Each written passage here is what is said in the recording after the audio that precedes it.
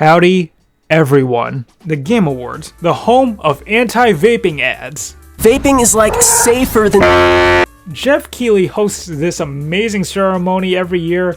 I only watch it for the potential memes and the game trailers. But you know what? I'm voting for the Game Awards, even though my vote doesn't really count. Like, the votes from ordinary people only count towards 10% of the ballots or some bullshit like that. So the only voters who matter are people from major publications, like, you know, like the LA Times and Screen Rant and Polygon and Vice and Kotaku. Wait, is Kotaku even in here? Kotaku's not here! Who did Kotaku piss off? What did Kotaku do to you, Geoff? I'm bored. Let's vote. Alright, what's the first category? I'm going from like the bottom to the top because it's from the least exciting to the most exciting. And we gotta build the momentum up, people. Alright, first one, best esports event. I don't care about esports. So let's see what's here. Evo, I guess? Because I've heard of Evo. I don't know what the hell any of these other things are. The only reason I know about Evo is because like Darkside Phil bragged about winning one year, even though he competed on some crappy PlayStation 1 port of Street Fighter. Oh, more esports. I don't know who any of these people are. I'm just gonna pick the one with the funniest name. I'm gonna go with Score. Cause like it kind of reminds me of those old learning centers where you know, you would go on a computer and do a bunch of math problems.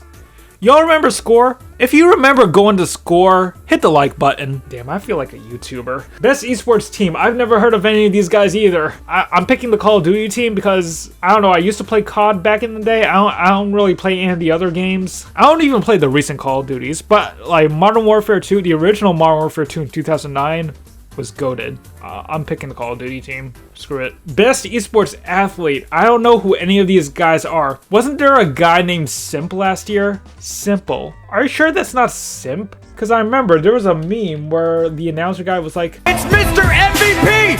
Simp!" Is this the same guy? Let me search him up. Okay, so I googled it real quick. This isn't Simp. This is a completely different guy. Yeah, I don't know who to pick. Yay, I guess. Best esports game. Let's see, Counter-Strike, Dota, League, Rocket League, Valorant. I mean, I played Rocket League for more than 2 hours, so I guess Rocket League? Alright, most anticipated game, Final Fantasy 16, Hogwarts Legacy, Resident Evil 4, Starfield, and Legend of Zelda Tears of the Kingdom. Final Fantasy 16, it doesn't look terrible. It looks okay. I don't know, I'm just not like extremely hyped about it. Hogwarts Legacy, I'm cautiously optimistic for. Like, I've always wanted a AAA Harry Potter game, but with the way most AAA titles are nowadays, I'm not sure if the launch will like hit right, especially with how bad the last Warner Brothers game was. Looking at you, Gotham Knights. Resident Evil 4, I might actually pick this up day one, because the gameplay they showed off was pretty badass. Starfield, the gameplay isn't grabbing me. It looks like No Man's Sky 2.0. Zelda, Tears of the Kingdom. I don't know, Breath of the Wild was pretty badass. It's between Resident Evil and Zelda. You know what? I'm going with Zelda. Even though I'm probably never gonna finish the game. I haven't even finished Breath of the Wild. Best adaptation. Recognizing outstanding creative work that faithfully and authentically adapts a video game to another entertainment medium. Yeah, I gotta start reading these descriptions. Yeah, so we're at the point where video game adaptations are actually pretty good now. I liked Arcane, it was pretty good. I love the animation, I love the characters. Cyberpunk Edgerunners, it's getting the vote. I freaking loved Cyberpunk Edgerunners. I kinda like it more than the game, to be honest. Cuphead, I still haven't seen. Sonic was pretty good, loved the after credits scene. Uncharted, it was pretty mid. Best debut indie. For the best debut game created by a new independent studio. Okay, so you're gonna hear this from me a lot, but I haven't played most of these games. I've heard a lot of good things about Neon White. Maybe I'll pick it up. Norco, I know nothing about. Stray, I liked Stray a lot. Tunic, I still need to get around to playing Tunic. Vampire Survivors, I played a little bit of Vampire Survivors. Pretty fun, but I'm gonna have to go with Stray. Content Creator of the Year for a streamer or content creator who has made an important and positive impact on the community in 2022. I don't watch any of these guys. I mean, I've heard of Nebellion. I used to follow him on Twitter. Yeah, I'm going with Nebellion. Best multiplayer for outstanding online multiplayer gameplay and design, including co-op and massively multiplayer experiences, introspective of game genre or platform. I played the beta of Call of Duty. It's Call of Duty. Multiverses, honestly, I nothing the game. Like, it's not bad. It just didn't grab me. Overwatch 2, I played a few rounds with some friends, but ultimately it feels like DLC. Splatoon 3, I haven't played. I liked Splatoon 2 a lot, but it just got repetitive after a couple hours. I haven't played the multiplayer of Shredder's Revenge, but I could imagine it being a great couch co-op game. I'm voting for it. Best sports/racing for the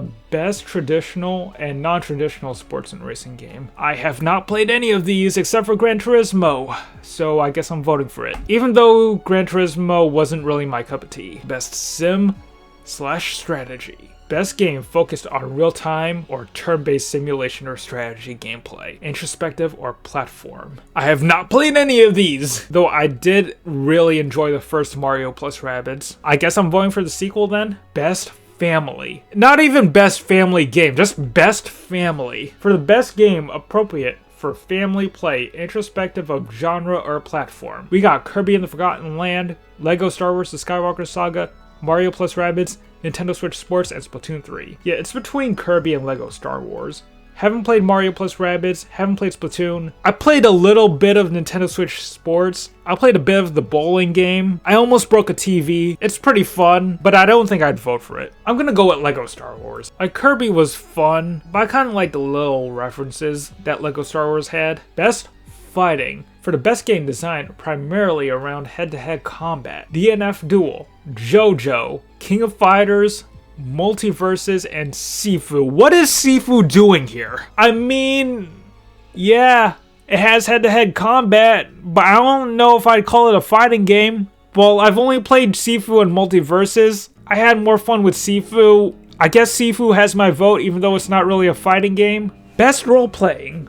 For the best game designed with rich player character customization and progression, including massively multiplayer experiences. Are any of these even MMOs? No, they're not. Let's see, we got Elden Ring, Live Alive, Live Alive. I don't know how to pronounce it. I've heard good things about it. Maybe I'll try it one day. Pokemon Legends, how do I even say that name? Arceus?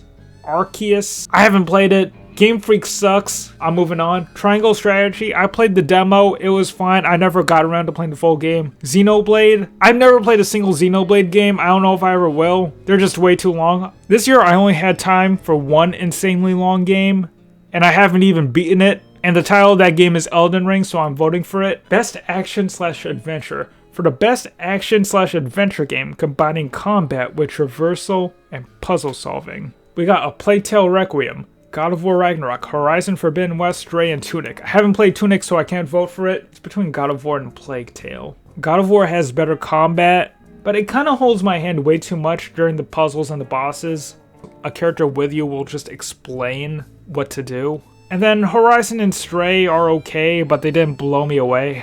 You know what? God of War had the great combat. Plague Tale, I liked it a lot, but I gotta go with God of War. Best action game. For the best game in the action genre, focused primarily on combat. Bayonetta 3, Call of Duty, Neon White, Sifu, and Teenage Mutant Ninja Turtles, Shredder's Revenge. Haven't played Bayonetta 3. I don't know, I liked Bayonetta 1 and 2 a lot, but they didn't, like, blow me away. So I never got around to playing 3. Call of Duty, Neon White, I still gotta play. Sifu is pretty fun. Shredder's Revenge is also pretty fun. Which one had better combat, though?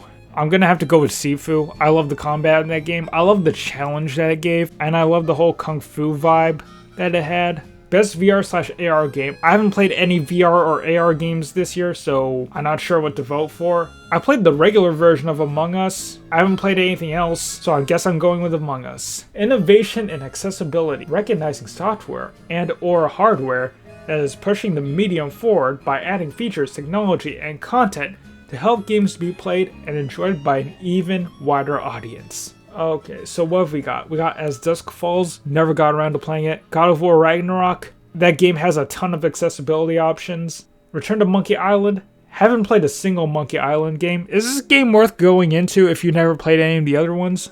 I don't know. Tell me in the comments. I really sound like a YouTuber. Damn. Okay, The Last of Us Part 1 has no right to be on this list. Yeah, it has a ton of accessibility options. Cool. But it's locked behind a $70 paywall. When you could play the original. If you have a PlayStation 5, you got the PlayStation Plus collection, and you could play The Last of Us Remastered. It's the exact same game. Is it hard to put these accessibility options on the PlayStation 4 version? Like, would it take a huge amount of work? If so, I kind of understand. The Quarry, I've never played. Is it good? Let me know. Only one I've played is God of War, so I guess I'm voting for it. Best Community Support. Recognizing a game for outstanding community support, transparency, and responsiveness, inclusive of social media activity and game updates / patches. Sponsored by Discord. I hate that app. Minus the 1 or 2 servers that are actually pretty fire. But here are the nominees.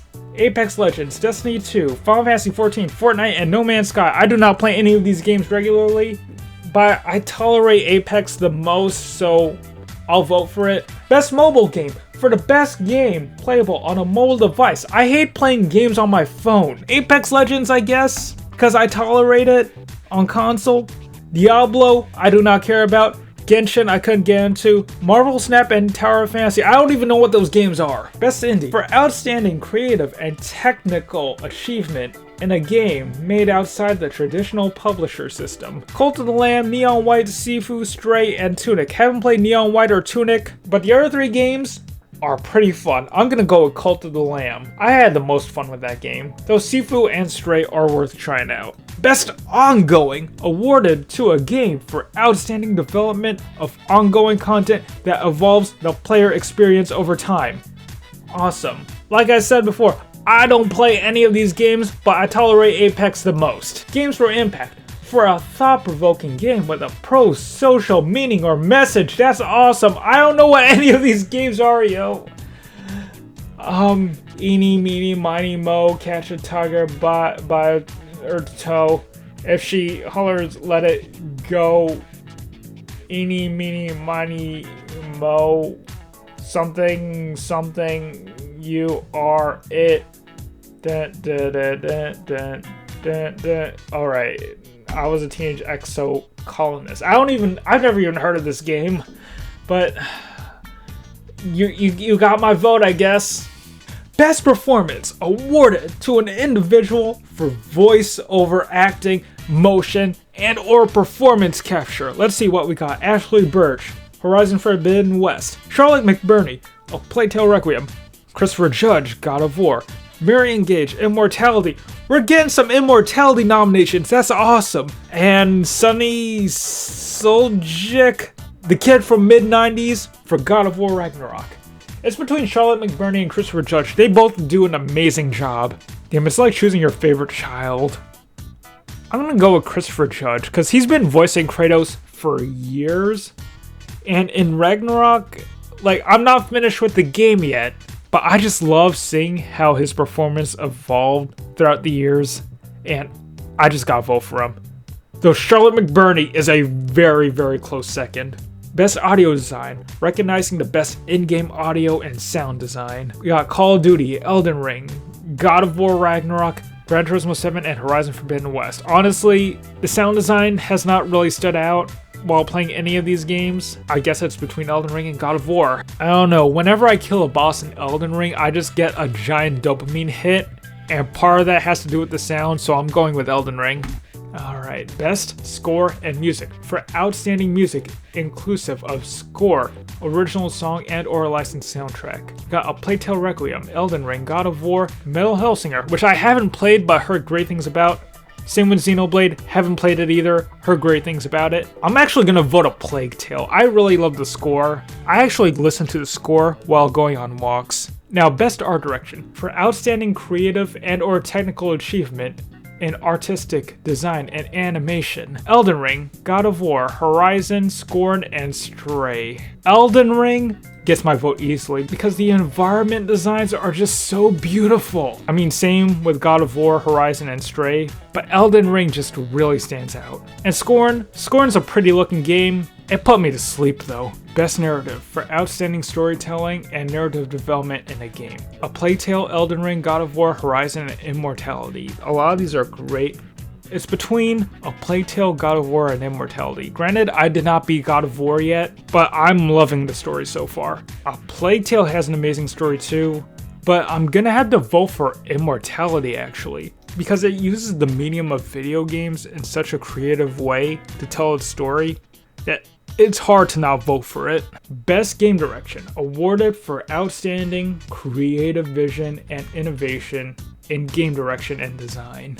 We got Elden Ring, God of War Ragnarok, Horizon Forbidden West, Immortality, and Stray. It's a tough call between Elden Ring and Immortality because they're both extremely innovative. God of War was great too, though for the most part the gameplay isn't really anything new or different compared to the first one, with the exception of... Yeah, that was a big spoiler, I should probably bleep that out. Horizon Forbidden West didn't really blow me away. Stray, I get why it's on here. The platforming is great, but compared to Elden Ring and Immortality, it just does not stand. You know what? I'm gonna have to go with Elden Ring. Like, it's extremely addicting, and part of the reason why is how it was directed. And finally, Game of the Year. A Plague Tale Requiem, Elden Ring, God of War Ragnarok, Horizon Forbidden West, Stray, and Xenoblade Chronicles 3. Well, I'm voting for...